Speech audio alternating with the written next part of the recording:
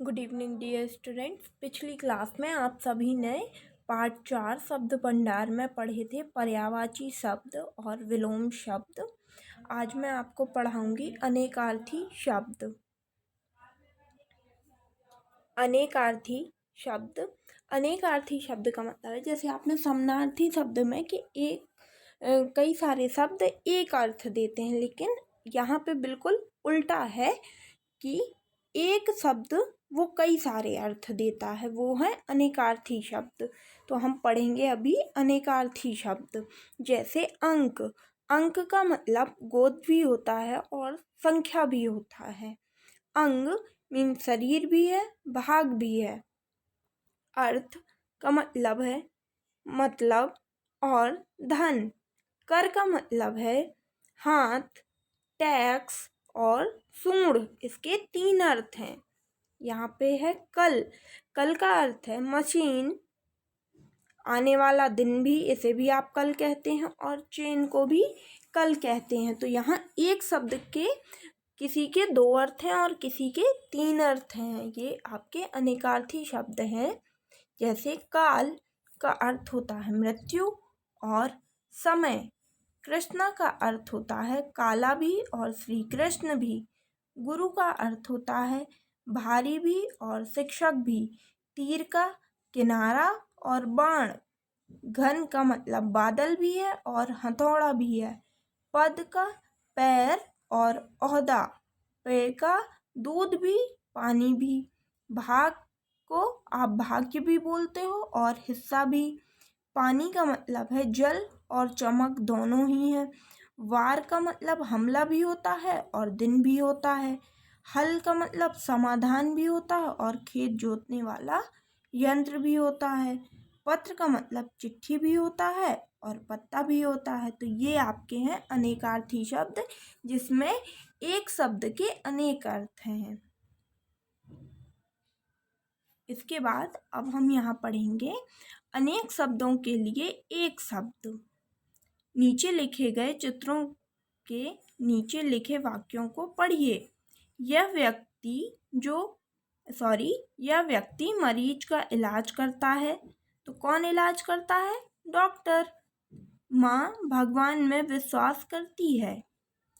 इन दोनों वाक्यों में एक बात को अधिक शब्दों में कहा गया है। इन बातों को हम एक शब्द में भी कह सकते हैं। जैसे मरीज का इलाज करने वाला डॉक्टर, भगवान में विश्वास रखने वाला आस्तिक।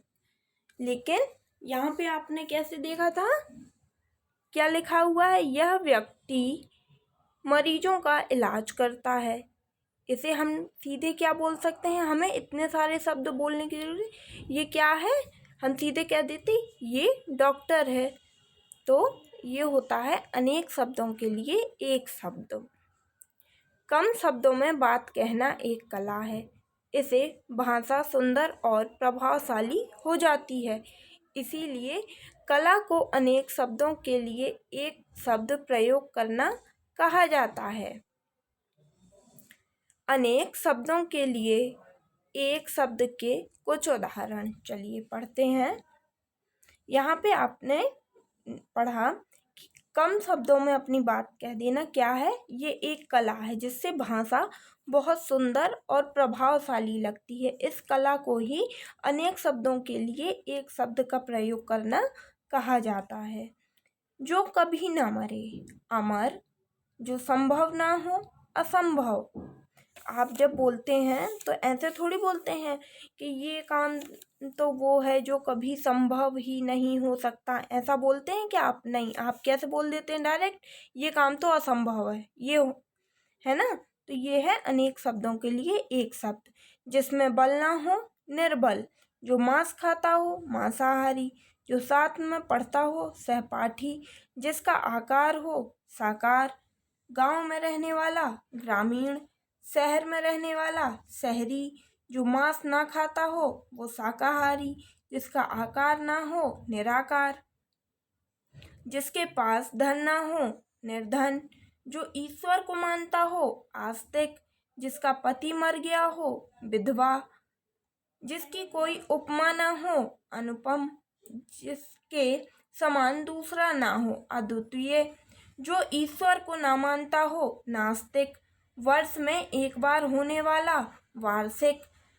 मास में एक बार होने वाला, मासिक। सप्ताह में एक बार होने वाला, साप्ताहिक।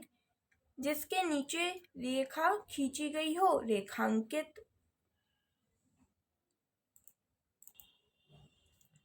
आपने पढ़ा। सार्थक शब्दों के प्रमुख रूप हैं पर्यायवाची शब्द, समानार्थक शब्द और विलोम शब्द, अनेकार्थी शब्द। भाषा में जो शब्द समान अर्थ प्रकट करते हैं उन्हें पर्यायवाची शब्द कहलाते हैं। एक दूसरे के विपरीत अर्थ देने वाले शब्द विलोम शब्द कहलाते हैं। कुछ शब्दों के एक से अधिक अर्थ होते हैं जो कि अनेकार्थी शब्द कहलाते हैं। आप याद। सो स्टूडेंट्स, अभी आपने पार्ट 4 की रीडिंग फिनिश कर ली है, जिसमें आपने पढ़ा पर्यायवाची शब्द, विलोम शब्द, अनेकार्थी शब्द और अनेक शब्दों के लिए एक शब्द। तो अभी आप सभी भी इस चैप्टर को पढ़िए और दिए गए पर्यायवाची शब्द, समानार्थी शब्द, विलोम शब्द एवं अनेकार्थी शब्द पढ़कर याद कीजिए।